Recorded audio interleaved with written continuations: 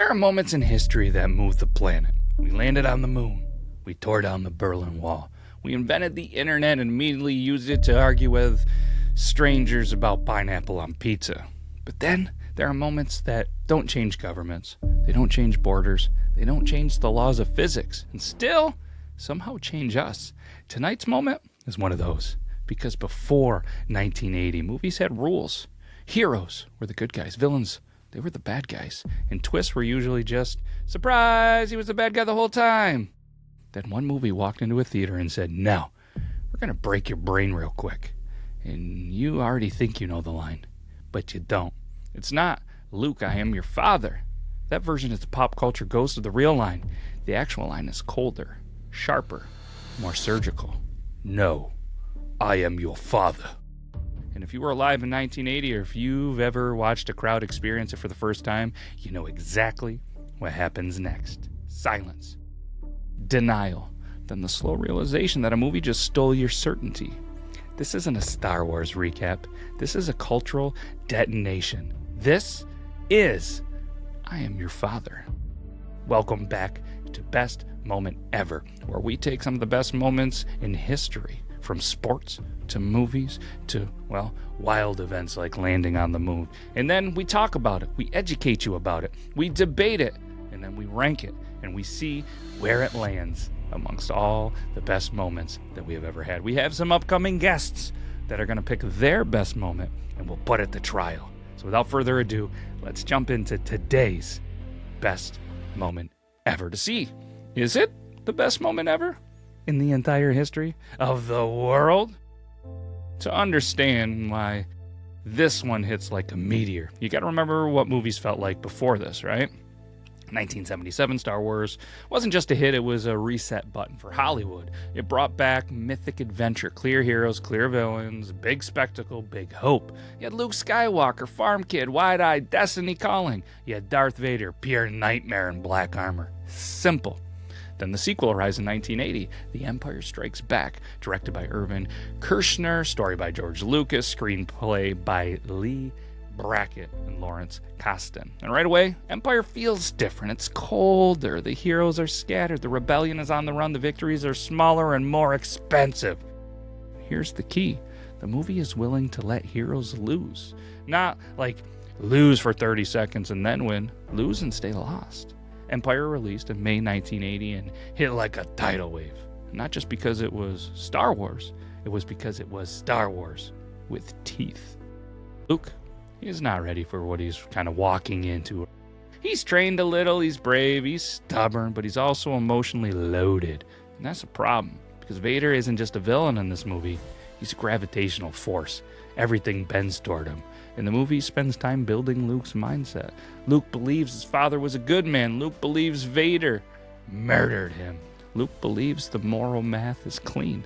That belief is the foundation of Luke's identity. And if you want to destroy someone, you don't punch their face, you punch their foundation. Well, Cloud City is genius because it doesn't look like the Death Star. It's not sharp and militarized, right? It's smooth, it's bright, it's civilized, it feels safe, which is exactly why it's dangerous. And for the nerds, yes, the duel moves through different areas, and the final reveal lands in that open industrial void space where there's basically nowhere to go but down. The visual isn't accidental. It's the movie saying, this is the edge of the world, Luke. Luke isn't coming in like a warrior, he's coming like a kid trying to save his friends. And Vader lets him. That's the part people miss. Vader isn't scrambling, he's not panicking, he's not fighting for survival, he's steering. This duel isn't just combat, it's choreographed consequence, right? Watch Vader's body language in that scene and tell me you don't feel it. He's calm, he's measured, he's almost instructional. Luke is swinging with emotion. Vader's responding like a teacher, correcting sloppy technique. And it escalates. Luke's defense crumbles. Vader presses him back. The environment turns against Luke. And then it happens. Luke loses his hand. Not in some heroic slow-motion sacrifice. It's quick, it's brutal, it's clinical. It's the story telling you, you are outmatched, physically and spiritually. Luke's in shock. He's bleeding. He's panicking. And then he spits out the last thing he's certain of. You killed my father. That's not just an accusation.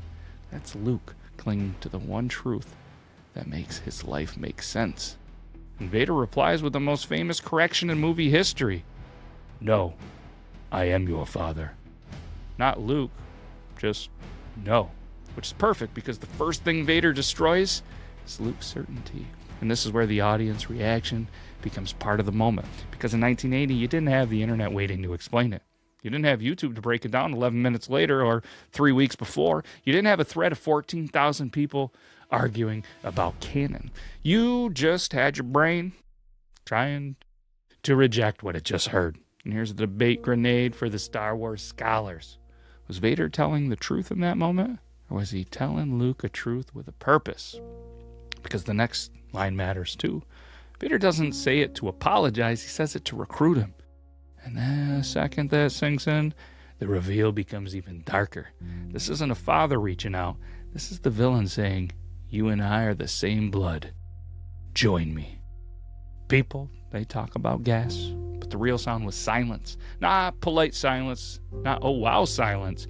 It was that stunned, frozen silence where everyone is trying to decide, is he lying? Is Luke hallucinating? Is this even allowed in a movie like this? That's what makes it legendary, because it didn't just surprise the audience, it challenged the audience's trust. Up to that point, most big blockbuster stories played fair. The villain lies, the hero discovers, the truth sets you free. Empire did the opposite. The villain tells the truth, and the truth crushes the hero.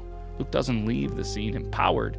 He leaves psychologically shattered, hanging over a void, choosing between death and a life that no longer makes sense. That is bleak, that is bold, and for 1980, that was basically cinematic vandalism. Now let's talk about the behind-the-scenes stuff that makes Star Wars nerds sit up like, what?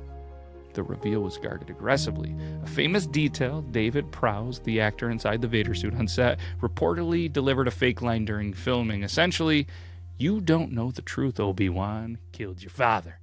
That wasn't done because they thought fans were the enemy. It was done because they understood the moment was fragile. Once this leaked, it died. And there are accounts from Mark Hamill about being brought aside and warned to keep it a secret, specifically because if it got out, they know who could have leaked it. So whether you want to say this moment invented spoiler culture or simply supercharged it, the reality is after this, studios started treating twists like classified material. Because now Hollywood knew a twist can become the thing that people come for. Now let's stir the pot a little bit, because this is the best moments, and, well, let's create some arguments that never die. Did George Lucas plan it from the beginning?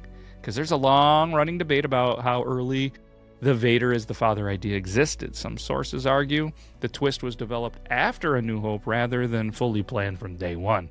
And that debate is fueled because the original 1977 film has Obi-Wan telling Luke Vader killed his father, which later gets reframed as from a certain point of view. Was Vader lying emotionally? Even if the statement is true, Vader delivers it as strategy. He weaponizes it. So is it a confession or a manipulation? Is the twist better because it wasn't planned perfectly? Some people argue that the slight messiness, the kind of evolving mythology is part of why Star Wars feels like legend.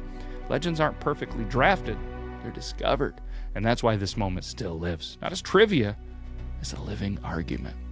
Let's say the quiet part out loud. This didn't change the world like the moon landing, but it changed something huge. It changed the rules of mainstream storytelling. After this moment, audiences expected moral complexity, consequences, emotional damage that doesn't reset, by the credits. It provided a blockbuster could punch you in the soul and still become a global phenomenon. Dun, dun, dun, dun, dun. Phenomenon. Anyways, that is cultural power move. So this is where the board separates nostalgia from history. Because if we're serious about the best moment ever, then movie moments can't be graded on shock alone. They have to earn their place against everything humanity has ever done. So let's go ahead and score I Am Your Father. We're going to score it on impact. We're going to score it on emotional hit. We're going to score it on cultural memory. And we're going to also score it on longevity. And our wild card this week is going to be the WTF Factor. So let's go ahead and judge the first one, which is going to be impact. This is the moment, that didn't change laws. It didn't change borders. It didn't change society in the literal sense. But it permanently altered the language of storytelling, especially blockbuster storytelling, and it influenced how twists and they're protected, right? So I'm going to give this a 6.8, all right? 6.8 is the board acknowledging, industry changing, culture shaping, but not like civilization altering, right? Let's go with emotional hit, because this moment hit audiences like a cold wave. Not joy, not inspiration, shock, betrayal, identity collapse. The hero loses his hand, his certainty, and his sense of, self in the span of a minute. And the audiences, they lost comfort right along the way. I'm going to go with an 8.6 out of 10. And that says, this was a genuine emotional gut punch. And it was globally felt. Let's go with cultural memory. I mean, even people who have never watched the film know the moment. They know the reveal. They know Vader. They know the quote, even the misquote. It's referenced constantly across decades, across countries. So for me, this gets a 9.1 out of 10 because it's reflecting something that's embedded in culture. Not just remembered, but permanently recognized. Let's go with longevity. I mean, this is over 40 years old and still treated like sacred ground. It's still protected as a spoiler, still ranked among the greatest reveals ever. Still the standard every twist gets compared to. So for me, it's an 8.8 out of 10. I mean, this moment didn't fade. It hardened into mythology.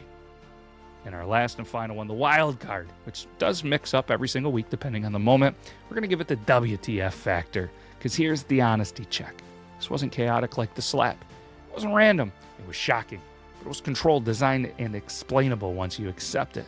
A perfect WTF moment stays inexplicable forever. This one eventually makes sense, which is why it lands at a 7.5 out of 10.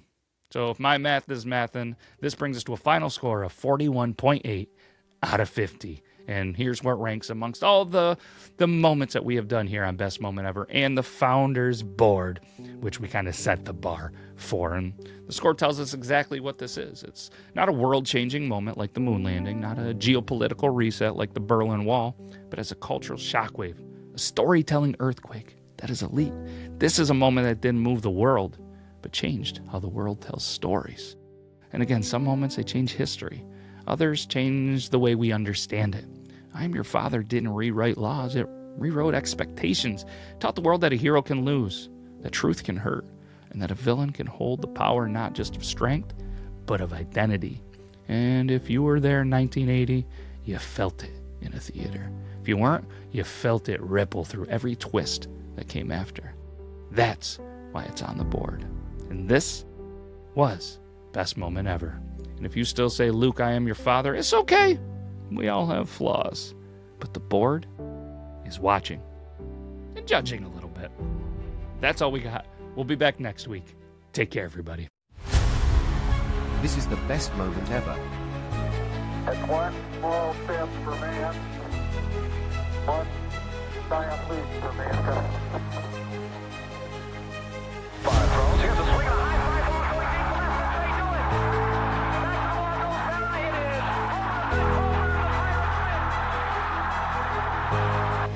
Just when I think you couldn't possibly be any dumber, you go and do something like this. And totally redeem yourself! This is the best moment ever.